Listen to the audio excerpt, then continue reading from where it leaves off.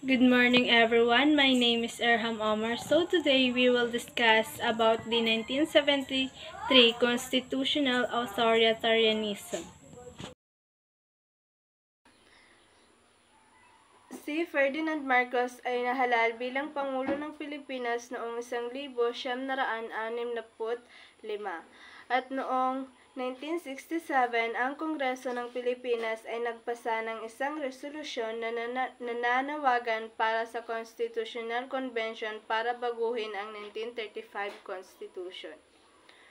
Makalipas ang 4 na taon, nanalo muli si Ferdinand Marcos bilang Pangulo ng Pilipinas. So, sinasabi ng mga tao na ginamit ni Ferdinand Marcos ang pondo ng gobyerno noong nag-re-election. So, ang Constitutional na Convention ay sila yung mga grupo ng delegado kung saan ang tungkulin nila ay baguhin ang kasalukuyang konstitusyon. So, ang mga member nito ay nahalal sa pamamagitan ng botohan na naganap noong Nobyembre 20, 1970. Makalipas ang halos isang taon, ang convention ay formal na nagsimula noong Hunyo 1, 1971. At si Carlos Garcia na dating Pangulo ang nahalal bilang Pangulo ng convention. At hindi ito nagtagal sa posisyon dahil namatay siya. At pumalit sa kanyang posisyon si dating Pangulong Diosdado Macapagal. Bago pa natapos ang trabaho ng convention, naideklara na ang martial law. So, martial law is the temporary position of desired military control of a normal civil function or suspension of civil law by government, especially in a response to a temporary emergency where civil forces are overwhelmed or in a occupied territory. Nagkaroon ng martial law dahil sa lumalaking communist na nailaan sa Saligang Batas ng 1935. At ang member ng Constitutional Convention ay nagtago at ang iba ay nag-volunteer na ipatapon bilang diktador ni Marcos. Lumiko ang direksyon ng convention na may mga account na ang Pangulo mismo ang nagdikta ng ilang mga provision ng Constitution na nagmamanipula ng dokumento upang makapagpahawak ng kapangyarihan hanggat sa makakaya niya. So, noong Nobyembre 29, 1972, inaprubahan ng convention ang panukalang constitution which is the martial law.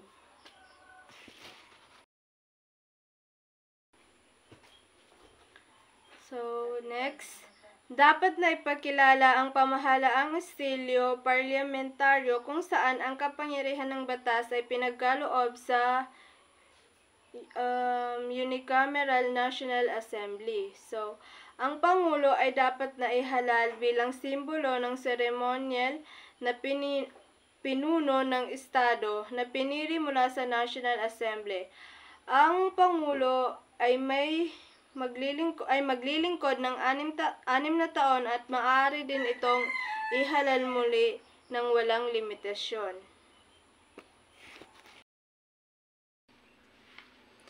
Inilabas ni President Marcos ang Presidential Decree No. 73 na nagtatakda ng petsa ng plebiscite sa araw ng Nobyembre 30, 1973. Para tanggihan ang proposal ng Constitution pero pinospone ni Marcos ang plebiscite.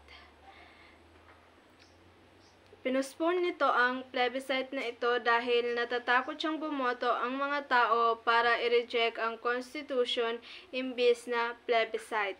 Citizen assemblies ang naganap kung saan nagtipon-tipon ang mga citizen para bumoto by their hands and para mag-decide na patunayan ang Constitution at i-continue ang martial law. Noong January 17, 1973, naglabas si Marcos ng proklamasyon na nagpatibay sa Constitution dahil sa boto ng mga citizen. Ang Constitution ay binago ng maraming beses noong 1976. Ang mga citizen assemblies ay nagpasya ulit na payagan ang pagpapatuloy ng batas militar pati na rin ang mga amendments. Magiging punong ministro ang Pangulo at patuloy na gagamitin ang legislative power hanggang sa sovereign registrator of the universe. Para sa pagkamit ng layuning ito, bumoto, nagpasya at pinarusahan ang sumunod sa Politics Constitution. Isang direktang hamon sa mga colonial authorities ng Spain ang sovereignty power of authority na naibalik sa mga tao sa legal na pamamaraan. Ang mga tao ay nag-delegate ng mga tungkulin ng pamahalaan sa mga civil servant habang pinanatili nila ang sovereignty. Ang Article 27 of Title 4. Ito ay nagdedetalye ng mga likas na karapatan of popular sovereignty ng mga Filipino na ang bilang ng mga ito ay hindi nagpapahiwatig ng pagbabawal ng anumang iba pang karapatan sa hindi malinaw na dahilan. Title 3, Article 4. Ipinahayag din na kinilala ng Estado ang kalayaan at pagkapantay-pantay ng lahat ng mga paniniwala pati na rin ang paghihiwalay ng simbahan at Estado. Direktang reaksyon sa mga tampot ng gobyerno ng Espanya sa Pilipinas kung saan ang praile ay nangingibabaw sa ahente ng Estado.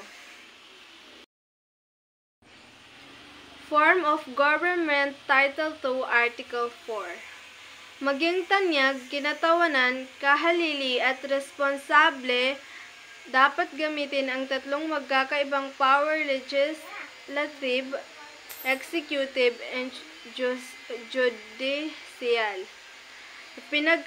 Ipinagkaloob ito sa unicameral body na tinatawag na Assembly of Representatives, na ang mga miyembro ay nahalal para sa mga termino na 4 na taon.